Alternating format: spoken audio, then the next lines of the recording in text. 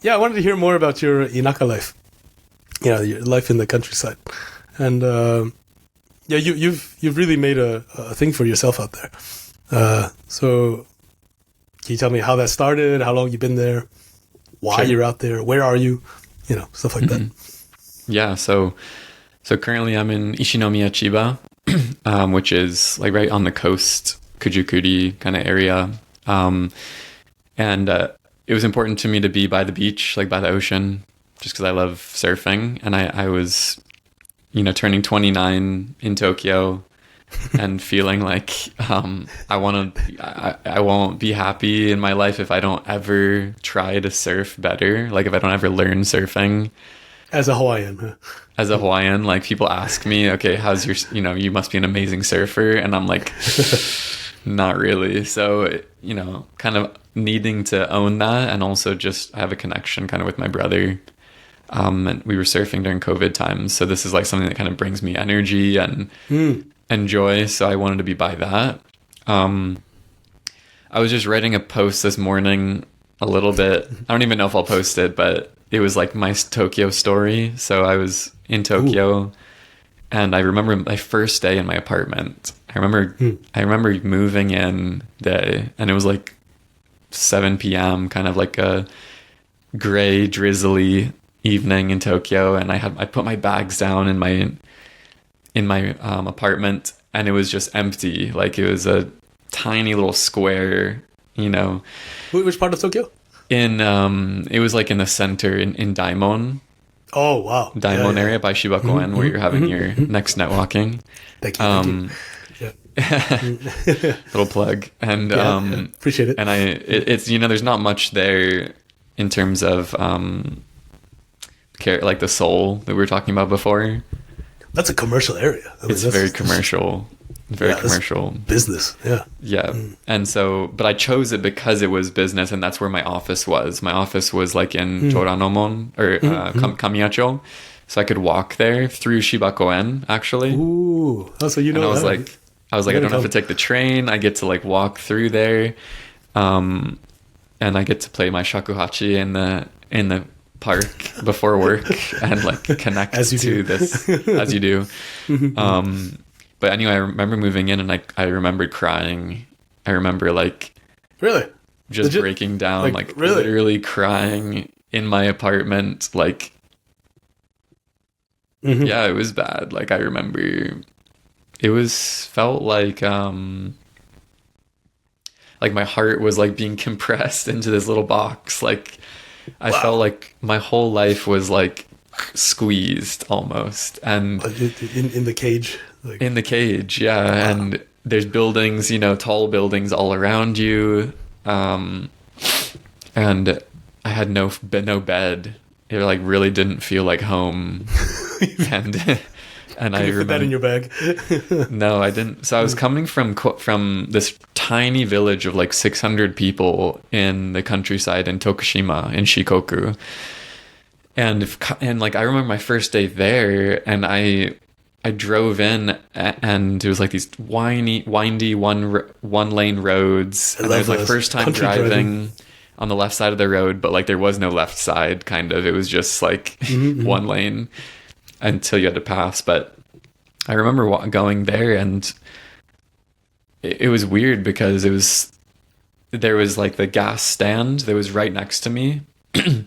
I was in like a government housing, like apartment building. It was like built so that the teachers that had a home in the city could come out to the mountain town and work there and stay there. And my specific. Yeah, and my actual apartment was actually like pretty much the same size as the Tokyo one. But I had like a bed, so it was different. But I remember moving in there and talking to the gas stand lady, and there was like this just like chubby Japanese lady at the gas stand and her family, and she was like introducing her daughter and her husband, and like I couldn't understand a word of what they were saying. Like I didn't know the word for daughter, like musume. I was like, I didn't know what that was. I was like Japanese before coming here. Like I studied for like a year and a half, but it wasn't enough like all I learned when I was studying abroad was pretty much like dirty jokes. That is a necessary part. And I thought it was necessary, and then I realized like no one respects you if you're just talking about like dicks making dirty jokes all day. Yeah, like being a player, yarichin and things like that. So it didn't work, but it worked for university boys like that. Definitely. That make you those kind of friends. Yeah. Yeah, exactly. But not old guest end ladies. No. No. And so I was like frantically trying to just understand what they're talking about, but I felt at the same time like really welcome. And there was like a grandma that lived right next to me, and she would like make me food, and like I couldn't understand a word of what she was saying, but she was just talking, and then she'd like deliver me some fresh sushi or something, like inaka sushi. Oh, and priceless. I remember like really connecting with that. And then it was ironic because I had an amazing time there, and then I was coming from that really like warm and welcoming environment from a town of 600 people to a city metropolis, biggest in the world, of I don't know, like 10 million plus people. And I felt so alone and concrete jungle. It was such a change. So I remember what I did is I was so sad. Like what am I doing with my life? Like I was in this beautiful freedom, and now I'm like here, I'm a nobody. Like I felt like there's so many people and so many lives and buildings, and I'm just like this tiny little nothing. It doesn't matter. So I called my friend Amber, who I was on jet with in Tokushima, and she was like calming me down a little bit, and she was like, just go to Nitori and buy a futon so you have somewhere to sleep, like make some progress here. And with a blanket. With a blanket. And so I went out, and I was like, I remember walking outside and feeling like, although it was kind of dark already, this is Tokyo. The world is my oyster. Like I can go out and do whatever I want to. So it's not the Inaka where there's nothing you can even buy, right? Yeah, I can go, and it's like, So I went to Nitori, got on the train. I was like, I have the freedom to do whatever. I was like getting this rush, and I bought like some stuff from my house and the futon, obviously, and I got back with these big shopping bags, and I started like decorating my place, and it started to like come together, and it started to fill up with my stuff, and I was like, I'm being creative. I got a house plant. I got like a place to sleep now. You still got the same house plant?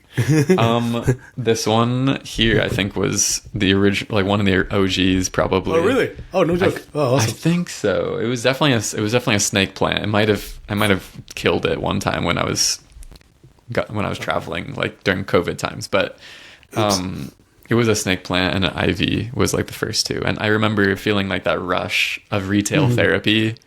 And then I had this thought, like this was in the post, that, well, you know, I can be happy as long as I keep buying shit. And that was like helping me to fill this void, honestly, was like, there's truth to that. Sorry, I've like told, no, you're good. Like way overtold this story, but to finish this off, I guess, and come full circle is, I was in Tokyo for 5 years, and at some point, I loved my apartment, the tiny one. I was like, this is home. I decorated it. So you continued to live there the whole time? I continued to live there for 3 years. Oh, wow. And then in my third or fourth year, I was like really making money. At least for me, I was making like 6-figure plus, like multiple 6-figure income. And at that point I was like, well, I can upgrade. And more than that, I got a girlfriend, and that obviously changes things. So that's an expense. Yes. Like she wasn't too expensive. Luckily she had a good job too, but we were like, let's move in together. Obviously it's not going to be my 1K apartment, so let's upgrade. So we went the other side of Shibakoen and other side of my office, which was like a beautiful view of Tokyo Tower on the 19th floor, like on this hill where, Azabudai Hills. Yeah. It was like there's a brown apartment building like right next to Azabudai Hills. I actually just walked by that the other day. Yeah. Yeah, like if you're walking up the street. Yeah, so I lived there. Whoa. And it was before Azabudai Hills was still being built then, so it was actually like a little cheaper. They've raised the price since then. Oh, sure, yeah. But we watched like the construction happening, and it was pretty cool. And so yeah, I was like living this life in this baller apartment, two LDK, 2 rooms, with my girlfriend, and I had that same feeling that I felt like that first day that I moved in, of like loneliness. And yeah, even with living together with somebody. Well, wow. So with that, we were doing well for a while, and my job was going well, and then it hit a point where I started feeling like burning out. She gave me like an ultimatum about like, are we gonna get married or not? Let's decide within this year. I was like, shit, do I even want to be in this job? I'm starting to hate recruitment. I'm starting to hate people in general. Everything's crashing down. Yeah. And do I even want to be in Japan? Like, I'm so bored and so like so predictable, like what's going to happen with my life and with Tokyo. And even though there's new things popping up all the time, new events and everything, it's like kind of felt soulless to me, like repetitive. And so I was really had these big decisions, and then she moved to London to go transfer with her company, and I was just like alone there. And that's really like, I made the decision pretty quickly to leave. And I'm glad that I did, but I couldn't have even cried like if I wanted to. I remember like sitting out there and like swilling some whiskey, like looking at Tokyo Tower and like feeling absolutely with nothing. Cigar in the other hand. Yeah. I felt like I was a baller, but like I also felt empty inside. Like I didn't even feel sadness whatsoever. Wow. Not even, but no emotions at all. No emotion. The only emotion I had was like anger. Was like I was pissed off at something that was happening. And anger is like so foreign to me. It's not something that is natural for me to feel. So I knew there was something wrong, and yeah, I felt kind of broken. So coming to the countryside was really healing for me. And well, I feel like there's a couple steps in between there, Yeah. So I made the decision to go surf. I was basically like, what do I want to do? Oh, okay. I don't know. I want to go surf. So I went surfing. And then I was like, I want to move out to Chiba and live this life. So I just moved out there right as our lease was ending in Tokyo. So it was perfect timing, right as my girlfriend had left for London as well. And it all just kind of lined up. And the first day I got to Chiba, once again, I'm walking out of the station, and I have my backpack on, literally moving in this day. No futon? The moving company carried my futon in bed, and I had money, so I was like, I'll pay for someone to do this shit. And but I had my backpack, my shakuhachi in the back, and I was like seeing everyone at the station with kimonos on and yukata, and I was like, what's going on? And so I followed them, and we just kept walking for like 30 minutes to the beach, and then it was like a Hanabi Taikai, like fireworks festival. Yeah. And this is like my welcome day. It's like fireworks going off, and I meet beautiful. Yeah, it was beautiful. I was like, there's meaning there. There's a lot. Yeah, of there's meaning, and I felt like the feelings coming back already, and it felt like really good, and cracking that stone that you built up. Yeah, and I ended up meeting friends. Like the very first night I was there, I met. Oh, really? I met some awesome guy from New Zealand who was married to a Japanese lady. They have kids, and he introduced me to like a elderly farming couple that do the peanut farming that I help out with now, like once a week or something. And then like he introduced me to some other friends that are surfers, and so like the network just like really quickly and organically expanded, and it was just so different than what I had experienced in Tokyo, of trying to like bang my head against the wall to make friends. And worried about what should I say to someone so that they like me, but they don't, you know, how can I be vulnerable, but not like too vulnerable so they take advantage of me? And like, there's like, all of that just went away, and it was just felt really good. So I love the countryside. I'm like a huge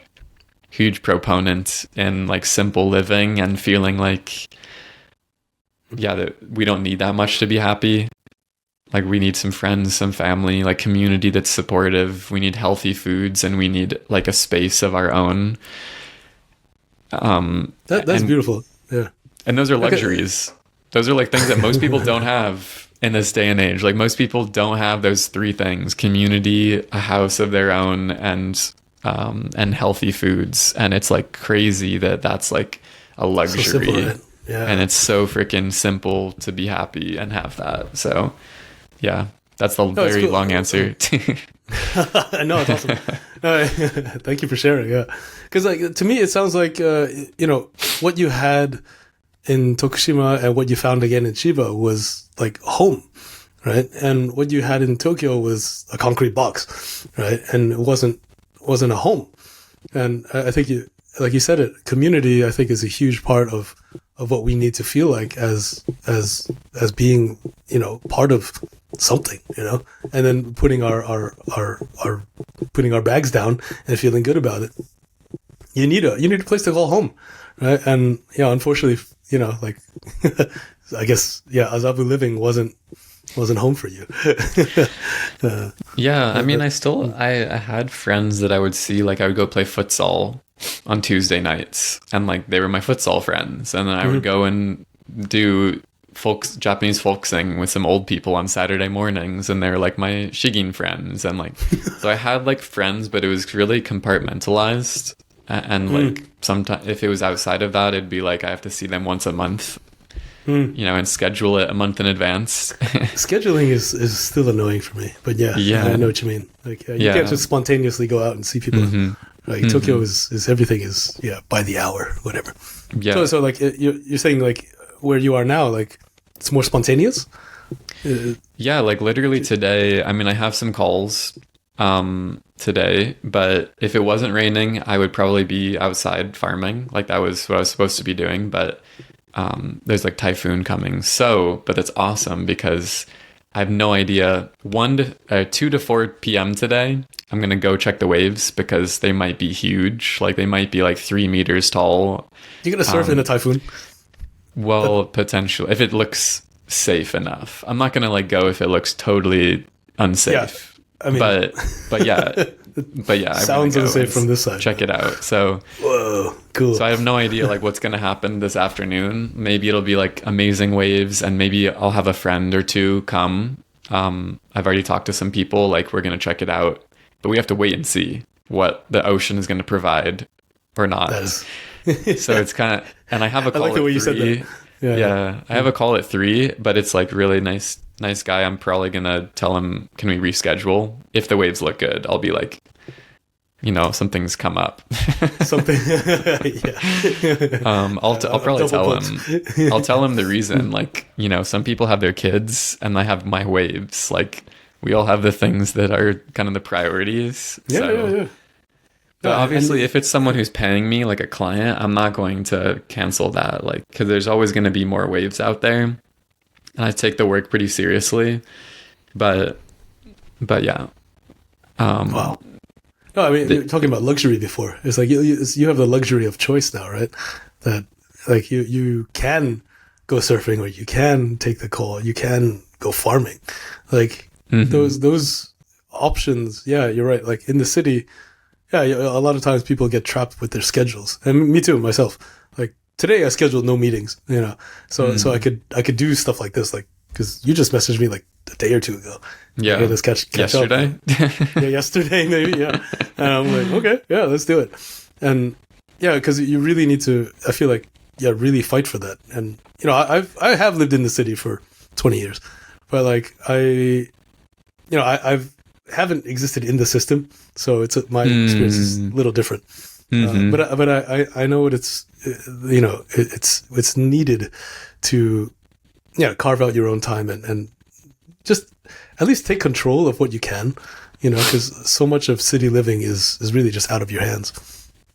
And and even like being creative, like, when I'm doing the retreats also, I realize this too, but you really need to have space you need to have a blank canvas to paint, right? Like if you're in the city, there's so much happening all the time. There's so much like shigeki, like, I don't know how to say it, input or like stimulation, yeah, stimulus, yeah. all the time. Stimuli. Like you're so stimulated by stimuli, and there's so much in your head all the time, like thinking of things you have to do, and you're like, you don't really have space to just be creative. I could never have written a LinkedIn post a day if I was in my last life. Like even if I pushed myself super hard, I would have had to do drugs. Like I would have had to do Adderall or like, nicotine or some kind of like performance enhancing drug. And then I think I probably could have pumped something out. But like you have to artificially kind of get focused somehow, right? And get creative. Whereas if you just like kind of listen to your body and you give it space, then it'll just come out. But like you said, you're someone who's lived out of the system, so you've kind of had some space for yourself always, which I feel like is why you're in the place that you are, probably. Yeah, I'll say that, like, because I do believe that, not having an employer, there's good and bad to both sides of it, right? And never having a full-time job, that means, one, I do have to take more responsibility for myself. But at the same time, it's like, I am responsible. So it's like, I can choose what I do and what I don't do, and who I spend my time with, who I don't spend my time with. And like it's, I mean, at this point, I don't know any other lifestyle. Like, It'd be just impossible to go into the regimented. To have a boss, like, no way. I have my kids and my wife, and like that, there are enough bosses they're the bosses the only bosses I'll ever need.